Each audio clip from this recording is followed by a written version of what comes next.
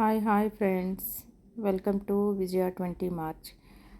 Summer వచ్చేసింది కదండి. ఇప్పుడు మనందరికీ గొంతు తడారిపోతూ దాహంగా ఉంటుంది.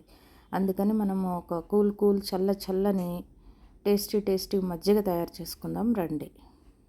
ఇందుకోసం ఏం లేదండి, సింపుల్ ఇంగ్రీడియంట్స్ అండి. జీలకర్ర పొడి, అల్లము, కొత్తిమీర, కరివేపాకు, పచ్చిమిర్చి, చిన్నగా కట్ చేసి పెట్టుకున్న ఆనియన్స్, లెమన్, సాల్ట్, అంతే అండి.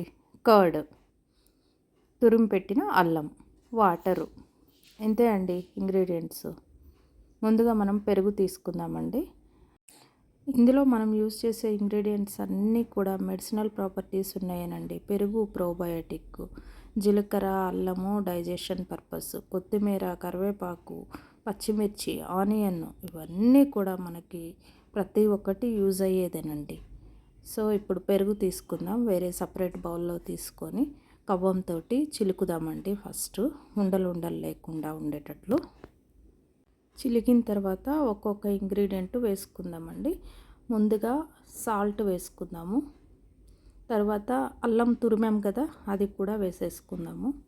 తర్వాత కరివేపాకు, కొత్తిమీర, జీలకర్ర పొడి అన్నీ వేసేసుకుందామండి. ఆనియన్స్, ఇవన్నీ వేసుకున్న తర్వాత మరలా ఒకసారి మజ్జిగ కవ్వం తీసుకొని మొత్తం బాగా ఒకసారి వాటర్ వేయకుండా చిలుక్కుందామండి. ఫస్ట్ ఈ విధంగా చేసిన మజ్జిగనైతే పిల్లల దగ్గర నుండి పెద్దవాళ్ళ వరకు ప్రతి ఒక్కళ్ళు చాలా ఇష్టపడి తాగుతారండి.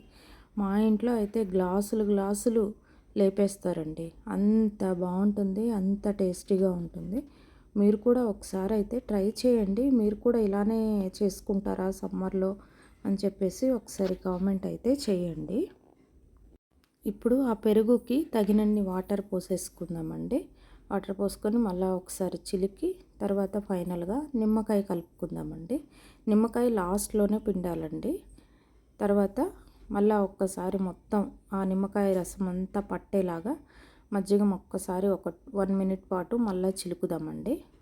సాల్ట్ ఎక్కువలు తక్కువలు అయితే కనుక అడ్జస్ట్ చేసుకోండి, తక్కువ అయితే వేసుకోండి. మోస్ట్లీ ఎక్కువ అవ్వదు, మజ్జిగ పులుపు ఉంటుంది కాబట్టి. ఫైనల్గా మన బటర్ మిల్క్ అయితే రెడీ అయిపోయిందండి. సమ్మర్ కూల్ మజ్జిగ సర్వింగ్ బౌల్లోకి సర్వ్ చేస్తున్నానండి. చాలా బాగుంటుంది. నాకు చేస్తుంటేనే నోరూరుతుంది. నేనైతే ఒక గ్లాస్ తీసుకొని టేస్ట్ చేస్తున్నానండి. మంచి స్మెల్ వస్తుందండి. తాగుతుంటే మాత్రం సిప్పుకి ఎంజాయ్ చేస్తారండి మీరు కూడాను. ఒకసారి అయితే ట్రై చేయండి, ఎలా వచ్చిందో కామెంట్ చేయండి. అయితే వీడియో ఎక్కడ స్కిప్ చేయకుండా ఫుల్గా వాచ్ చేయండి. మరిన్ని ఇలాంటి రెసిపీస్ కోసం, టిప్స్ కోసం మన ఛానల్ని అయితే సబ్స్క్రైబ్ చేయండి. మరలా నెక్స్ట్ వీడియోలో కలుద్దాం. అంతవరకు బాయ్.